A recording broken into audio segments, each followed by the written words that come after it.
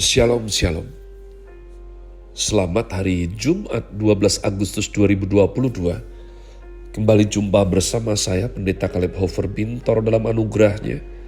Penuh sukacita sampaikan pesan Tuhan melalui Grace Word, yakni suatu program renungan harian yang disusun dengan disiplin. Kami doakan dengan setia, supaya makin dalam kita beroleh pengertian mengenai iman, pengharapan, dan kasih yang terkandung dalam Kristus Yesus. Sungguh besar kerinduan saya bagi saudara sekalian, agar supaya kasih dan kuasa firman Tuhan setiap hari tidak pernah berhenti menjamah hati, menggarap pola pikir kita, dan paling terutama kehidupan kita boleh sungguh berubah menuju Christ likeness. Berada dalam season autumn dengan tema bulan ini, Declaring King's Mandate. Grace Word hari ini saya berikan judul Glory of God bagian yang ke-7. Glory of God bagian yang ke-7, mari bergegas, yakni menuju Yohanes 12 ayat 44-45. Sebagai fondasi saya berbagi pesan Tuhan hari ini. Firman Yesus yang menghakimi. Tetapi Yesus berseru katanya, barang siapa percaya kepadaku, ia bukan percaya kepadaku, tetapi kepada Dia yang telah mengutus aku. Dan barang siapa melihat aku, ia melihat Dia yang telah mengutus aku. Pelan-pelan kita ulangi. Dan barang siapa melihat aku, ia melihat Dia yang telah mengutus aku. Umat Tuhan, kemarin kita bahas 2 hari yang lalu bagaimana Kristus adalah cahaya Allah. Kristus adalah gambar kemuliaan Allah, gambar wujud Allah. Pada waktu inkarnasi sudah terjadi, keberadaan Tuhan Yesus adalah wujud yang konkret, wakil yang mewakili kemuliaan Allah. Sebab Allah tidak terlihat, umat Tuhan, namun inkarnasi Yesus memungkinkan manusia melihat Yesus dalam sejarah. Oleh sebab itu Tuhan Yesus Kristus berani mengatakan satu kalimat yang belum pernah, tidak mungkin pernah, tidak akan pernah mungkin. Yesus Tuhan mengatakan satu kalimat yang belum pernah, tidak mungkin pernah, tidak akan pernah mungkin, tidak ada yang berani atau boleh mengucapkan oleh siapapun dalam jagat raya ini. Hanya Tuhan Yesus. Kalaupun kepikiran, tapi tidak mungkin kepikiran, tidak mungkin, tidak mungkin. Yakni kamu melihat aku, bukan melihat aku, melainkan melihat Dia yang mengutus aku. Tidak ada orang, tokoh agama lain berani tulis seperti ini, umat Tuhan. Adakah orang pernah mengatakan kalau kamu melihat Caleb Hofer, kamu bukan melihat Caleb Hofer, kamu melihat Presiden Joko Widodo? Bisakah seperti itu? Tentu tidak, umat Tuhan. Siapa saya ya?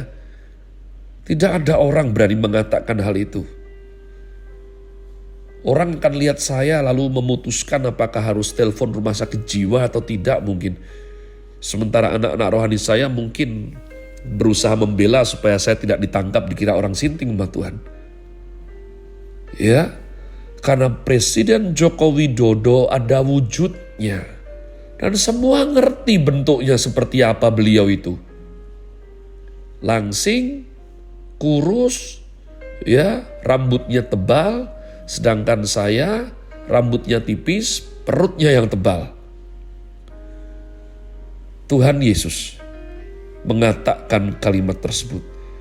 Inilah suatu lompatan yang luar biasa.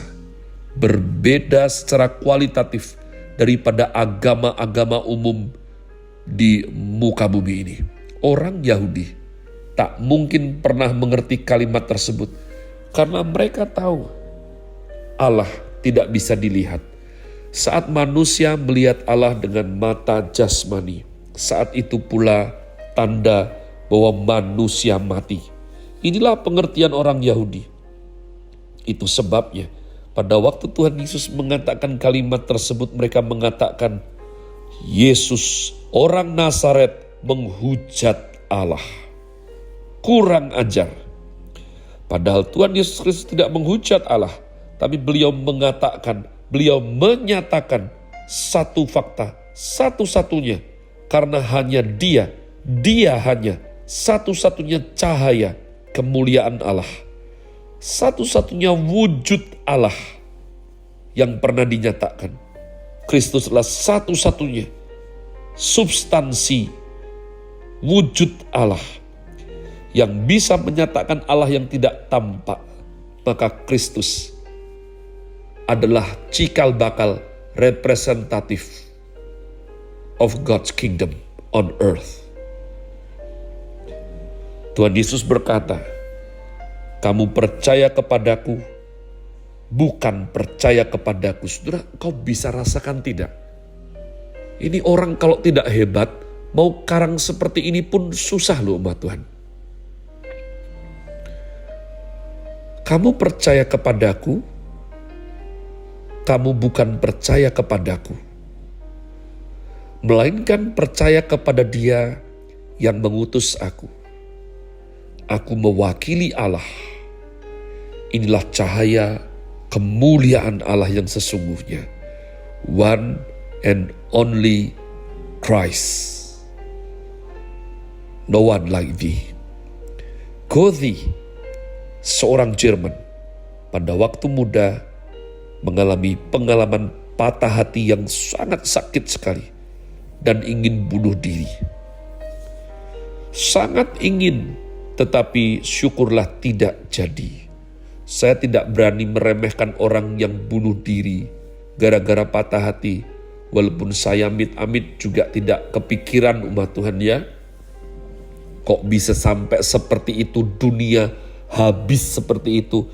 Saya bersyukur itu merupakan anugerah Tuhan. Anugerah Tuhan. Jadi orang kalau sudah dalam gelap ya memang gelap. Kalau sudah dalam gelap tidak bisa lihat apa-apa. Kalau tidak bisa lihat apa-apa, dia kepikiran bunuh diri. Saya bersyukur sekali. Hidup sesulit apapun, saya diberikan terang yang ajaib oleh Tuhan. Maka Goethe menuliskan niatnya ketika sungguh-sungguh ingin bunuh diri ke dalam suatu buku. Buku tersebut dicetak dan dalam 6 bulan, lebih dari 200 orang yang membaca buku itu bunuh diri. Lalu selama puluhan tahun, ia menyusun sebuah buku yang berjudul Force. Saya tergoda untuk mengupasnya secara Star Wars umat Tuhan ya. Let force be with you. Tapi tidak, waktunya tidak banyak. Untuk menyatakan seluruh filsafat hidupnya, dan akhirnya Goethe mengakui suatu kalimat yang penting dalam sejarah filsafat. No one can surpass Jesus. Biar kebudayaan manusia terus maju, tidak akan mungkin pernah melampaui orang Nazaret itu. Tidak mungkin melampaui moral dan kemuliaan Tuhan Yesus yang dicatat dalam keempat Injil. Waktu saya mempersiapkan semua ini, membaca artikel berulang-ulang umat Tuhan, saya sangat tertarik sekali. Goethe, orang yang besar, hidup sejaman dengan Beethoven, Mendelssohn. Beethoven mati terlebih dulu dan dia masih hidup. Dia memanggil Mendelssohn ke rumahnya untuk memainkan pianonya, musik yang terbesar yang pernah diciptakan di dalam sejarah. Mendelssohn yang masih muda memainkan dari Bach sampai pada Mozart, Haydn, Beethoven 1, 2, 3, 4. Sampai Mendelssohn memainkan Beethoven Simfoni 5, baru selesai movement yang pertama. Goethe mengatakan, sudah, Mendelssohn stop, jangan mainkan lagi. Mengapa? Dia bilang, karena waktu kamu memainkan Beethoven yang kelima, sejahtera, damai yang saya pupuk, yang saya latih melalui meditasi dan lain-lain, sejak saya muda langsung hilang semuanya. Goethe berkata kepada Mendelssohn, kamu mengacaukan sejahteraku. Apa artinya? Damai sejahtera hasil latihan manusia tidak bisa bertahan. Akan mencapai limitnya jika terpacu. Dan saya diingatkan satu bahasa yang langka, kosakata yang baku diingatkan oleh Najwa Shihab. Terpelatuk, umat Tuhan. Damai sejahtera manusia usaha akan latih melalui segala macam kekuatan dia. Bisa terpelatuk sesuatu dan sirna. Sebab hanya shalom, damai sejahtera yang dari Tuhan yang dapat bertahan. Waktu dia sudah tua, dia mengira sudah berhasil melatih sifat damai sejahtera dalam dirinya dan sukses. Justru saat itulah dia sama sekali gagal. Pada waktu Tuhan Yesus dibunuh di atas kayu salib, beliau mengatakan, aku memberikan damai sejahteraku kepadamu. Dan damai sejahtera yang kuberikan kepadamu tidak mungkin diberikan oleh orang lain. Tuhan Yesus mati dengan damai sejahtera. Tuhan Yesus bangkit dengan damai sejahtera. Setelah bangkit, Kristus mengatakan, shalom, peace upon you. Maka Goethe, walaupun ateis tidak mempercayai, tapi inilah bagian orang yang cerdas kalau belajar baca semuanya. Maka dia mengetahui no one can surpass Jesus. Tidak ada orang seperti Yesus. Maka saya tidak tahu apakah dia sadar beroleh anugerah percaya, tapi yang jelas dia menuliskan suatu kalimat, biarpun kebudayaan manusia terus maju, tidak akan pernah mungkin melampaui kemuliaan yang pernah dipancarkan manusia yang bernama Yesus Kristus dari Nazaret.